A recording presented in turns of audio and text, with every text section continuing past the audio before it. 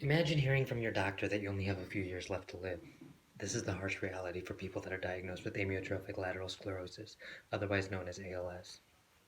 ALS is a neurological disease that impacts your ability to move because your brain is unable to communicate with muscles, leading them to atrophy and eventually die.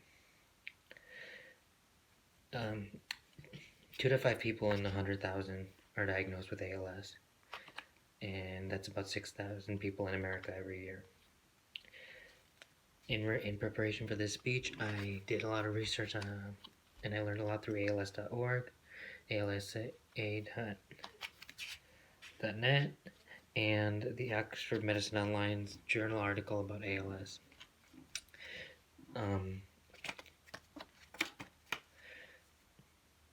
So tonight I'm going to discuss what amyotrophic lateral sclerosis is, what it does to the human body,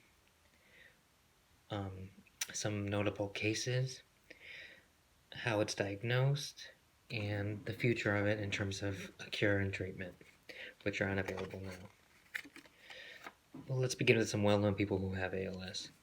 Lou Gehrig was a famous baseball player on the New York Yankees, and around 1938-39 season, he was unable to play the way he used to. He went to several doctors and was eventually diagnosed with ALS and given only 2 to 5 years to live. He eventually died in 1941 after making a famous speech addressing his fans at the Yankee Stadium. Another notable case is Stephen Hawking, a famous scientist who was only given 2 to 5 years to live, but somehow managed to live to be 76 years old. He helped pioneer some speech to text-to-speech technology, which many people with ALS use to this day. So now ALS is a little more familiar to you since you've probably heard of these people.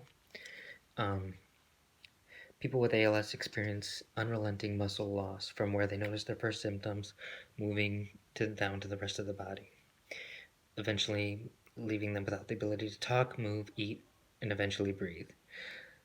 They end up in a locked-in state where their mind is completely aware and active and alert, but their body is unable to move in any way. Eventually, many of them lose the ability to even move their eyes, which is the last thing that they're able to use, usually to communicate.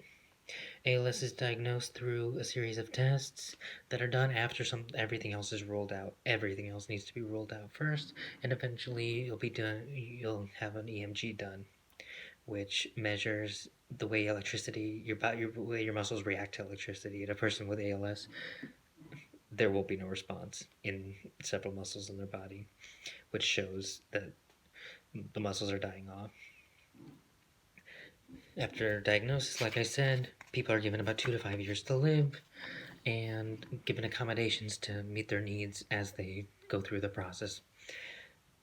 Clinical trials are really the only hope that they have right now, but it's very hard for people to get into them.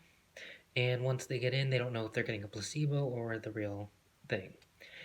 The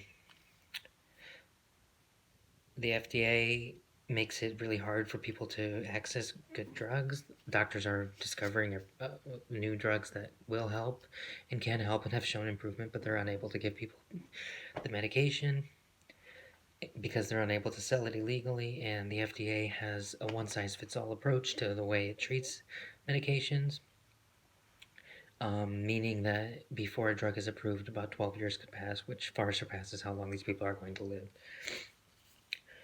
It's very underfunded, so that's why there's barely any treatment or cure at this point, and it's unknown to most people because of how rare it is.